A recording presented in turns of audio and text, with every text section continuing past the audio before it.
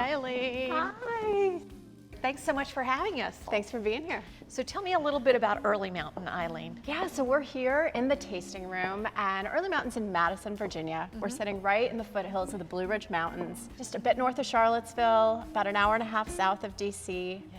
And we're very much a destination winery for our guests. They're coming to, of course, enjoy the wonderful wines, but also we have a full-service restaurant, an amazing chef, Tim Moore. Yes. And so people can come enjoy live music and just spend the day with us. We love to highlight other local Virginia producers. Yes. So for example, in our restaurant, we're featuring local bison, local pork.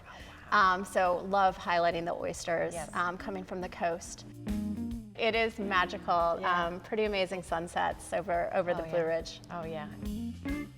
So we just planted this spring, and it is Petit Manseng, which is a grape that is really important to us at Early Mountain and becoming more important to Virginia. And the kind of funny thing is that what we had planted here before was Cabernet Sauvignon, a grape that everyone's heard of, and it's very easy to sell. And so we did the thing where we pulled out the thing that everyone's heard of and put in the thing that no one's heard of. And that's just because it's the right grape to be there. It is what these soils need, what our climate needs. It's Cabernet Sauvignon wasn't right, so Petit Manseng was. So Ben, tell me a little bit about how you got it started here at Early Mountain. I came here via California.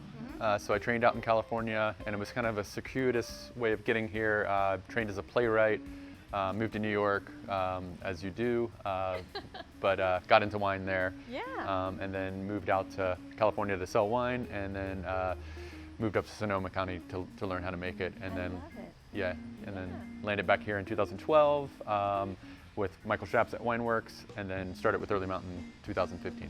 Oh, that's awesome. Awesome. Well, we're going to taste some of your delicious wines. So I particularly love this. Cool. Yes. So this is our sparkling rosé. This is actually the brainchild of our associate winemaker, Maya Hood-White. So she's all things sparkling, pet nats, and champagne method.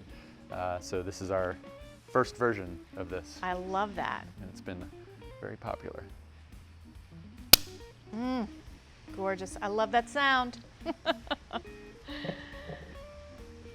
yeah, we grow all the grapes for this right here on the property. Oh, this is beautiful. Look at those bubbles. That's amazing. Perfect. A little bit more. All right. So you grew up in the Shenandoah Valley. Yeah, I was born in Stanton at the hospital there, but grew up in Swope, west of Stanton. And then my family has had a farm in Fort Defiance for a long time. I love it. So that was part of my upbringing. But then went away for 18 years to do all that stuff I was talking about. Yeah, and the came creative back. part. The creative part, yes.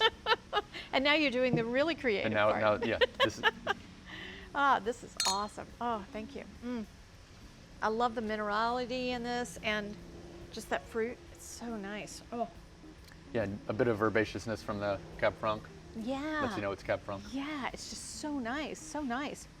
So tell me a little bit about how you got yourself into the wine. What was that aha moment that just drew you in?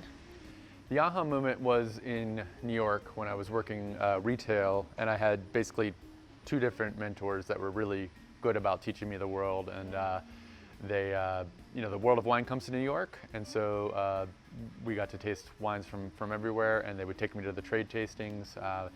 And by basically within a year of being immersed in that, I'd fallen in love with wine and knew I wanted to be a part of my life. I wasn't aware at that point that it was going to be the making of wine, but there was a point where my family wanted to look at planting grapevines on our property in the Shenandoah Valley, which turns out to be a very good spot for planting grapevines. Right. And at that point, my mind started to ease towards the idea of growing and making it.